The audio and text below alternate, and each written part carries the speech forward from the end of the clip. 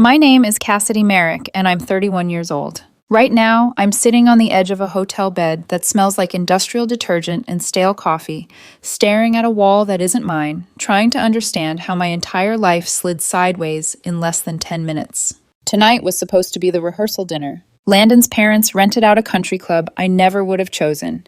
Too much white linen and people who say summer like it's a verb. 80 guests. Both families, wedding party, a few close friends, $4,000 just for this one night. And that's before you count the actual wedding tomorrow was supposed to bring. Landon looked happy, movie happy, the kind of glowing, relaxed grin you see in engagement photos on glossy brochures. We'd been together 4 years, living together for the last year and a half. I'd said yes on a beach in Mexico, mascara streaking down my cheeks while he knelt in the sand with a ring and a speech he'd clearly practiced in the mirror. We'd picked out furniture together, argued about whether getting a dog right now was responsible, talked about baby names that wouldn't get a kid bullied on a playground, all the normal couple stuff, all the ballast of a life being built. The rehearsal dinner was one long blur of hugs, flash photography, and people calling me the bride, like it was my new legal name. I floated, smiled, shook hands, accepted congratulations, laughed at jokes I didn't really hear. Every few minutes, my eyes would find Landon across the room, and that warm, settled feeling would wash over me. This is right, I kept thinking. We're doing the right thing. My younger sister, Kayla, has always been the charismatic one. 3 years younger, prettier in an obvious way, with the kind of laugh that pulls eyes across a room. She was the kid who turned every group project into a social event and somehow got an A anyway. Lately, she's been adrift. She lost her sales job a few months back and moved back in with our parents. Mom says she's figuring things out. Dad says nothing, which says enough. Tonight, she'd been hitting the open bar a little too hard. I could smell the sugary cocktails on her breath every time she hugged me. At some point, I ended up listening to my uncle tell a long-winded story about his own wedding 40 years ago. How the cake collapsed or the DJ quit, I don't even remember. His voice was a distant buzz in my ear. I was nodding, smiling, mentally ticking through tomorrow's timeline. Hair, makeup, photos, ceremony, vows I'd rewritten twice. That's when Kayla slid up next to me. Cass. Her voice was too close, too low for party volume. I need to tell you something. I turned my head, still half in Uncle Wedding disaster land. She smelled like vodka and fruit juice and something sour underneath. Her mascara was perfect. Her smile wasn't. What? I asked. She leaned in, so close her hair brushed my cheek. I slept with Landon last month, she whispered. When he stayed over to help you pack for that work trip, I just thought you should know before you marry him. For a second, I thought I misheard her. The brain does this thing where it flickers, like a bad connection. The room kept moving. Clink of glasses, low hum of the DJ, someone laughing too loud near the bar. My uncle kept talking about broken air conditioning in June. I could hear Kayla breathing next to me. I could see Landon across the room, laughing at something my dad said, shoulders relaxed, the picture of a man who knows his life is lining up nicely. What did you say? My voice didn't sound like mine. Kayla had this weird half smile, not smug, not apologetic, something in between, like she'd practiced looking sorry in a mirror and never got it quite right. I slept with him, she repeated softly. We were drunk. You were in Denver. One thing led to another. It just happened. She shrugged, like she'd spilled red wine on a carpet I'd already planned to replace. I didn't want you to make a huge mistake tomorrow without knowing. There are moments when your reality tries really hard to reject new information. Part of me was still convinced this was some kind of sick, tasteless joke. My sister wouldn't. Landon wouldn't. People don't actually do this to someone they love. Not in real life. Not to me. You're messing with me, I said. She tilted her head, watching my face like I was the one on trial. You have that gray comforter from Target, right? On your bed? The one you said makes the room look like a hotel? My stomach dropped. And he has that birthmark on his left hip, she added lightly, like she was naming a favorite song. Kind of looks like the state of Texas. You joked once it looked like Florida, but it's not skinny enough. We had joked about it, alone in our bed in the dark. I'd traced it with my finger and laughed that my boyfriend was walking around with the continental U.S. on his skin. Kayla shouldn't know that. No one should know that. That's when my brain stopped trying to bargain and simply clicked. like a gear locking into place. It wasn't a decision so much as a reflex. My body moved before my thoughts caught up. I walked away from her. I didn't yell. I didn't cry. I didn't slap her, even though some corner of my mind flickered with the thought. I walked straight past the bar, past the dessert table, past my mother's worried eyes, toward the small platform where the DJ booth and mic were set up. The wedding coordinator was in the middle of a toast about love and patience and two families becoming one. It sounded like a script now, something she'd said 100 times with different names slotted in. I waited until she finished her sentence.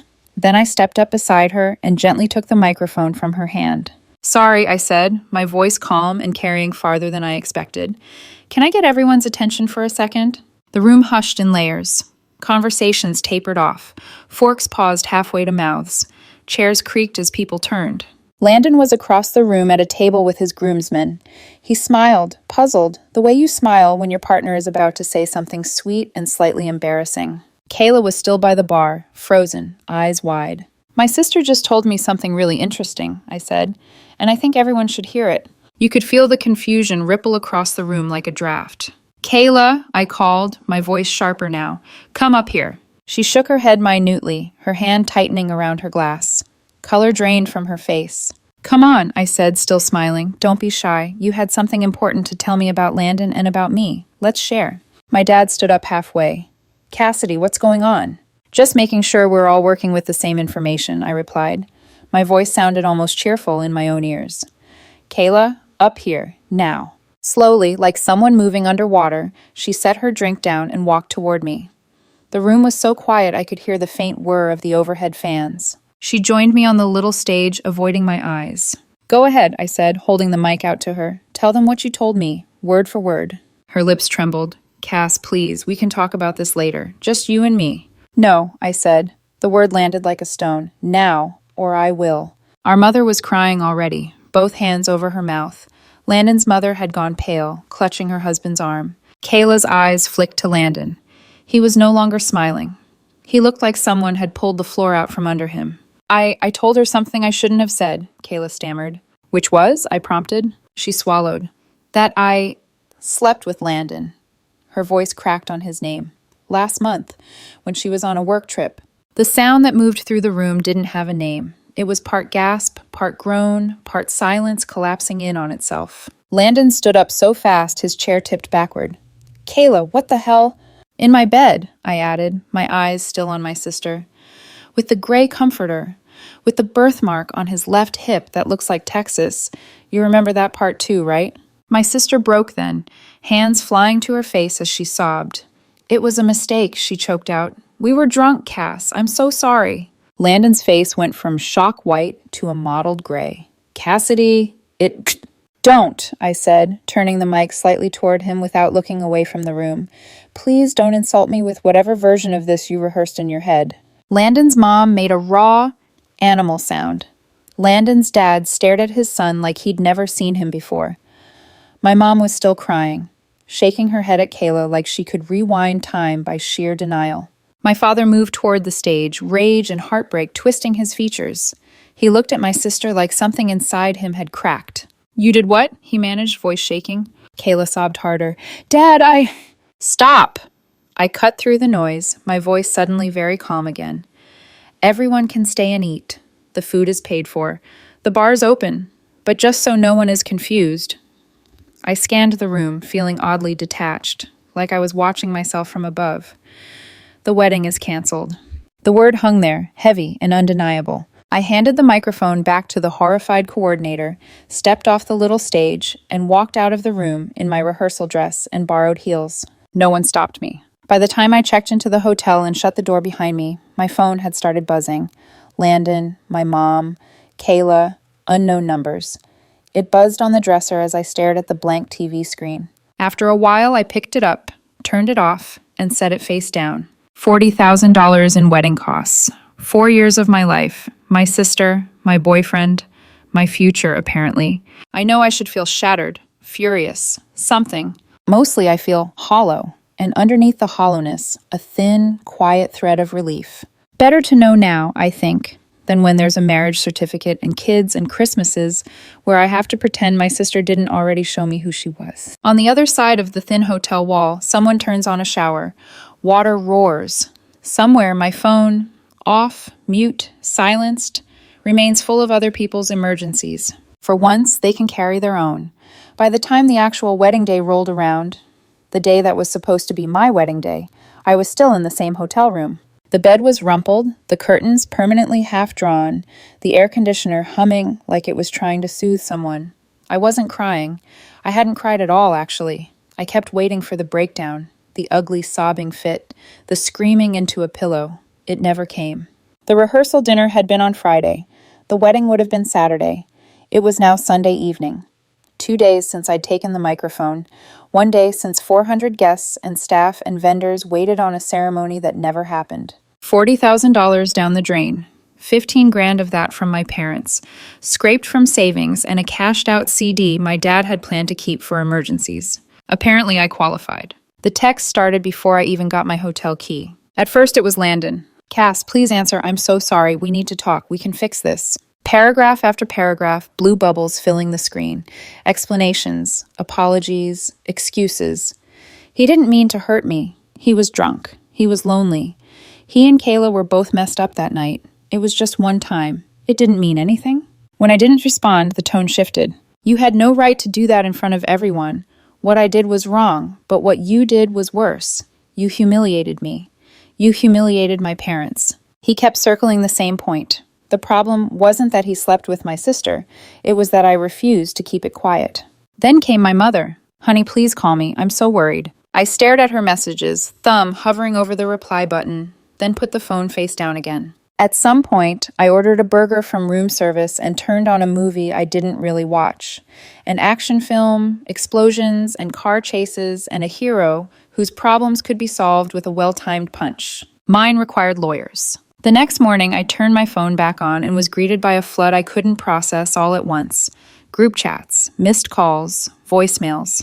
Landon's mom had left a voice message that started calm and ended hysterical. I didn't listen to the whole thing, but I caught. My son's life ruined over one mistake. You didn't have to do it like that, Cassidy. There were messages from friends asking if it was really true, from distant relatives sending heart emojis or stunned face gifs. A bridesmaid texted, I love you, but that was brutal, Cass. As if I'd shot him. My mom finally got through when I picked up, more out of muscle memory than intent. Cassidy? She breathed. Oh, thank God. Are you okay? I'm fine, I said. It was mostly true, in the way that a building can still be standing after an earthquake. You're not fine. You're in a hotel, she said, starting to cry. Your father is furious. With your sister. With Landon. With himself. With everybody. Landon's parents keep calling, saying you destroyed their son's life. Landon destroyed his own life, I said flatly. I just turned the lights on while he was doing it. She sniffled. His mother is...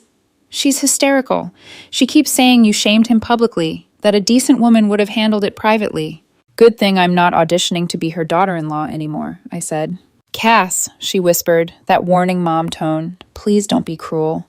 I closed my eyes. Mom, I walked out instead of throwing a champagne bottle at his head. I think I'm doing pretty well. She didn't laugh. They spent so much money. We spent so much money. There it was, the guilt lever everyone was reaching for. I didn't ask them to sleep together, I said quietly. I didn't ask them to do it in my bed, while planning a wedding with my name on the invitations. Silence stretched. I could hear her breathing, uneven and small. Your sister is a wreck, Mom finally said. She's been in her room crying, says she can't eat. Your father told her to pack her bags and find somewhere else to stay. He actually said she's not welcome in our home anymore. I've never heard him talk like that to either of you. Good, I thought automatically, and felt a flicker of shame at the same time. She made her choices, I said instead. Dad's allowed to have feelings about that. She's your sister, Mom whispered. You've known each other your whole lives. There has to be a path to forgiveness. There is, I said. It just doesn't have to run through my front door. She started crying harder. I feel like I'm losing both my daughters. Please don't shut me out too. That line punctured something in me. I softened the edge of my voice. I'm not shutting you out, Mom. I need space. Please stop trying to make this about the money or the public part. She slept with my fiancé. That was the moment everything ended. Everything after that is just people reacting. We talked in circles for a few more minutes before she hung up to answer another call, probably Landon's mother again. Later that afternoon, my dad called. "Cass," he said, his voice low and steady. "How long you planning on staying in that hotel?" "I don't know," I admitted. "Come home," he said. "To your apartment. I'll meet you there." I hesitated. "Is Kayla there?" His exhale was sharp. "No, I told her to leave yesterday. She's at a cousin's for now, I think. I don't care where she is as long as she's not near you." That was the closest thing to a hug I'd gotten.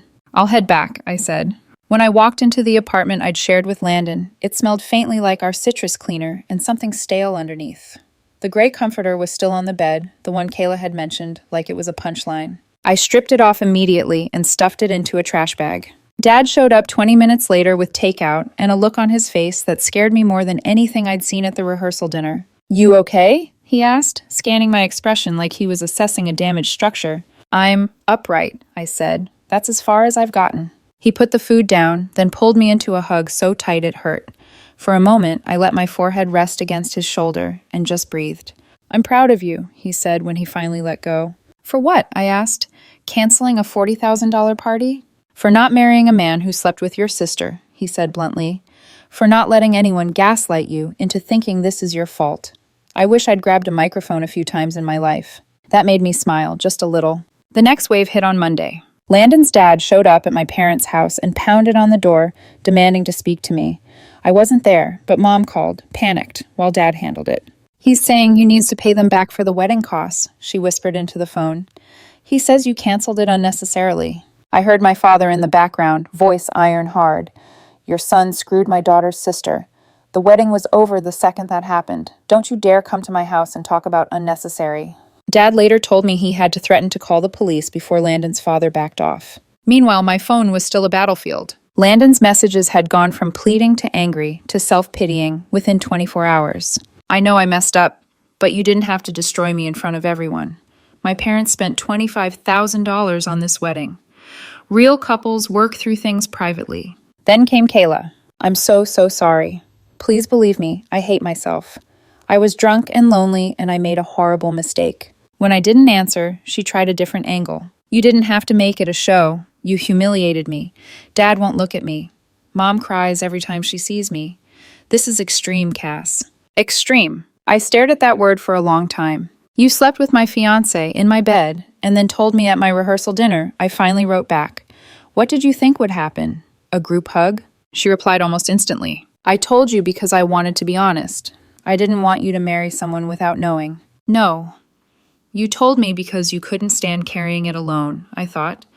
"Because you wanted me to share the weight of your guilt and call it honesty." I didn't send that. Instead, I powered my phone down again. The noise didn't stop, though. It just migrated. Someone, probably one of Landon's friends, posted a vague but pointed status on social media. No names, but everyone in our circle knew. Real adults handle relationship problems in private. Public humiliation isn't strength, it's cruelty. The comments were a war zone.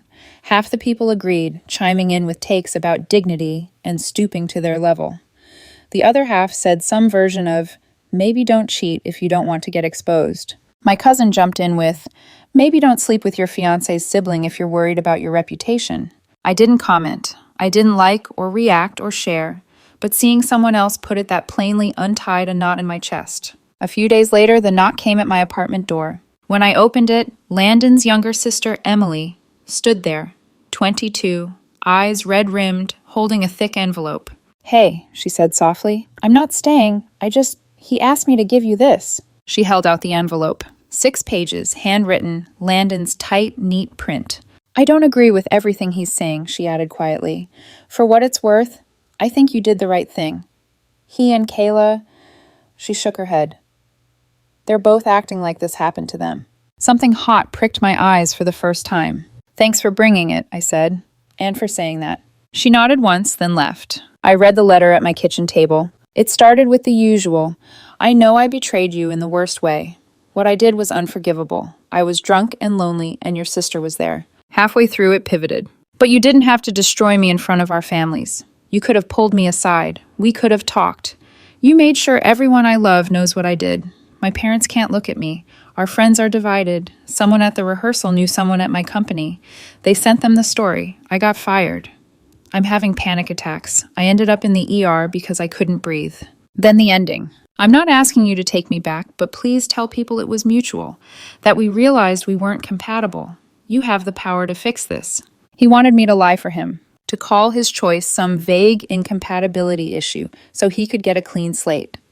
So future employers and mutual friends could see him as an unfortunate casualty of a messy breakup instead of a man who slept with his fiance's sister and got caught. I folded the letter, slid it back into the envelope, and put it in a drawer. Not to keep him, but to keep the record straight in my own head. My mom called that night. Maybe you should consider it, she said carefully when I mentioned the ask. Not the taking him back. God, no. Just maybe tell people it was mutual. It might calm things down. For everyone.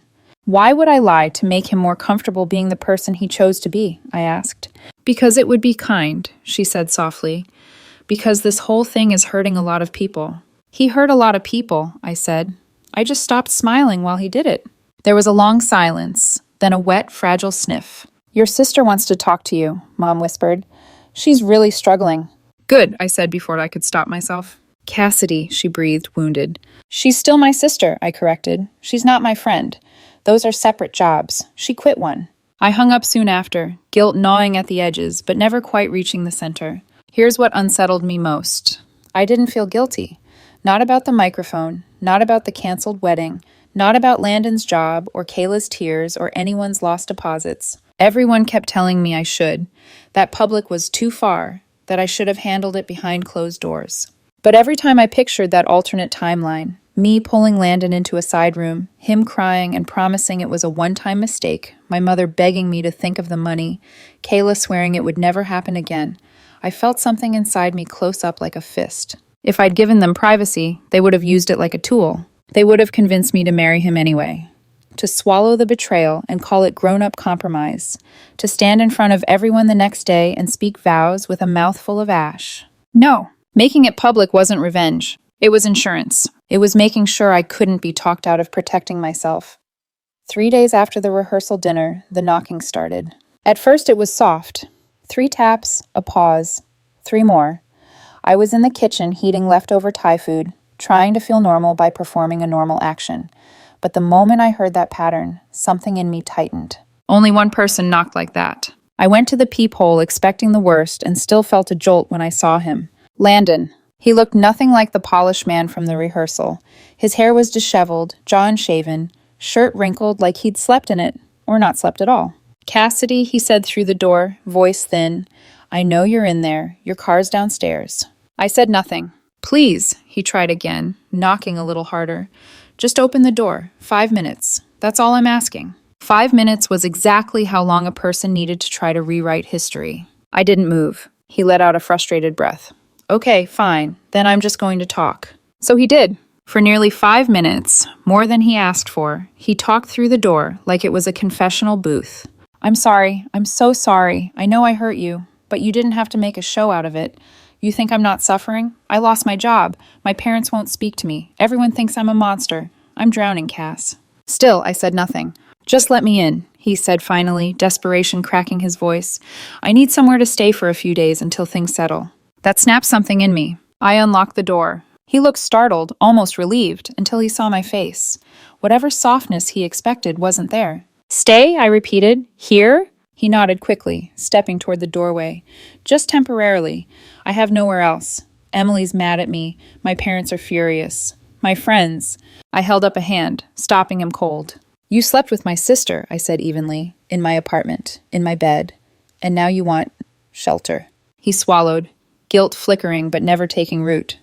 I know, but this is bigger than one mistake. We've been together 4 years. You can't just abandon me like this. Abandon you? I let out a sharp laugh.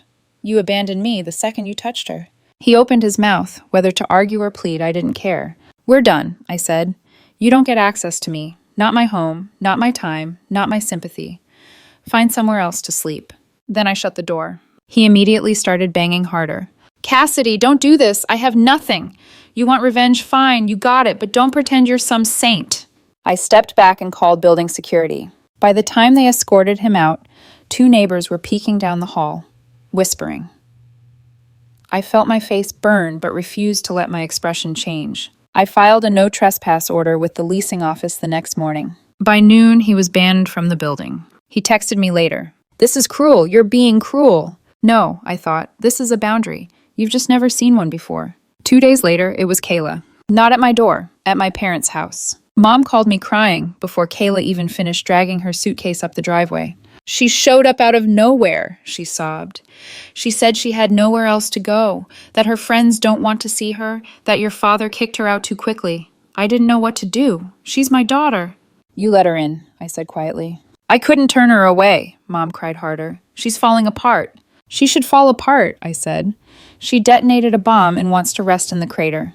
My mother flinched at my tone, even through the phone. "Please," she whispered, "please come talk to her. Maybe hearing you forgive her." "I'm not coming over," I said, "and I'm not forgiving her because she's uncomfortable with the consequences of her own choices." "Cassidy," Mom's voice cracked. "If I lose both my daughters?" "You're not losing me," I said, softer this time.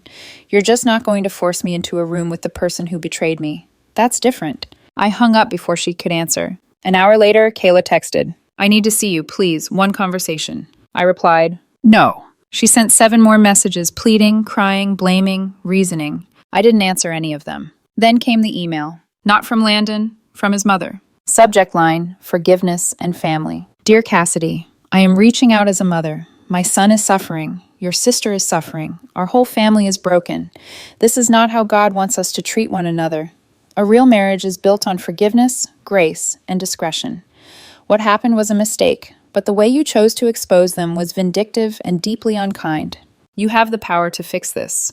Please make a public statement saying you and Landon mutually decided to part ways. That no one is at fault. He cannot get a job while this story follows him. Our family is begging you to reconsider. With hope, Mary Price." I stared at the screen long enough for the letters to blur. Vindictive, unkind, fix this. I forwarded the email to my lawyer. She replied 10 minutes later, "Document everything. Do not respond." 2 days after that, a new problem arrived. The lease. Landon and I had signed it 6 months earlier. Both names, both incomes, both responsible for payment. And now he wasn't paying. He had paid his half for the last month before the blow-up, but nothing for the current one. When I emailed him, the one and only message I initiated, he replied, "Hello, you expect me to pay for a place I'm not allowed to live? You broke the wedding. You broke everything. Figure it out." Figure it out. My lawyer sent him a formal letter the next day. "Pay or legally remove yourself from the lease. You have 10 business days." He didn't respond. According to the building office, if full rent wasn't paid by the end of the month, they'd start eviction proceedings on both of us. So I paid the whole thing. It was either that or get kicked out of my own home because a man who'd slept with my sister didn't feel like paying rent anymore. My lawyer said she'd pursue recovery of his half plus fees. We both knew he'd never pay, but at least the paper trail would be airtight. After I made the payment, I sat in the lobby of the building, receipt in hand, feeling the anger swirl, not sharp enough to cut, but heavy enough to drown. He breaks my trust.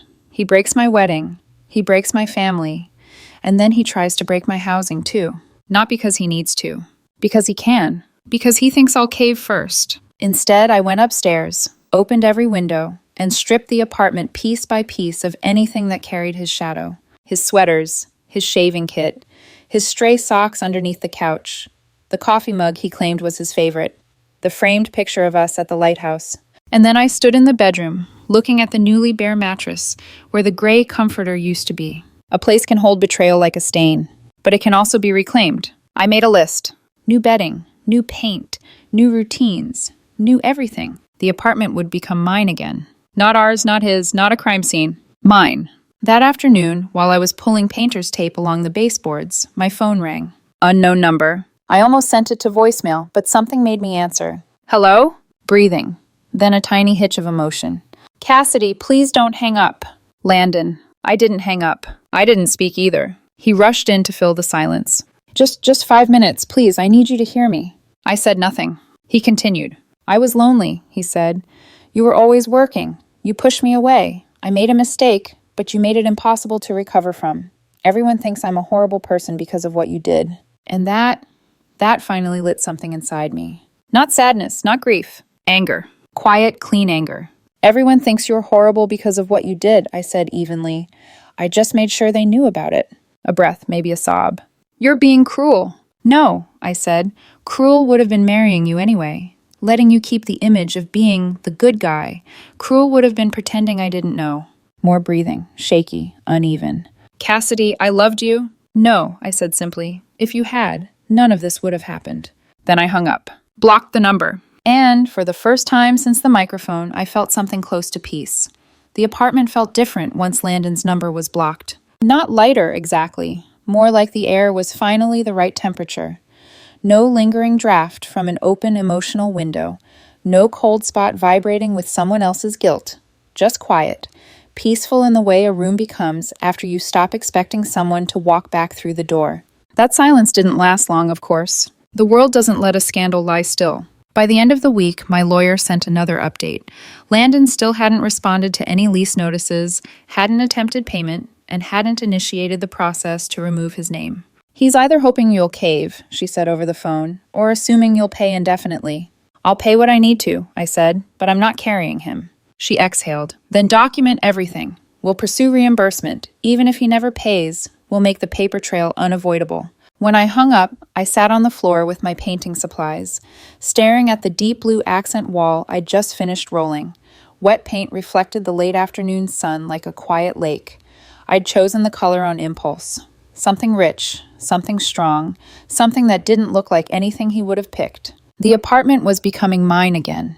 Not a shared space, not a graveyard for a future that died on a stage.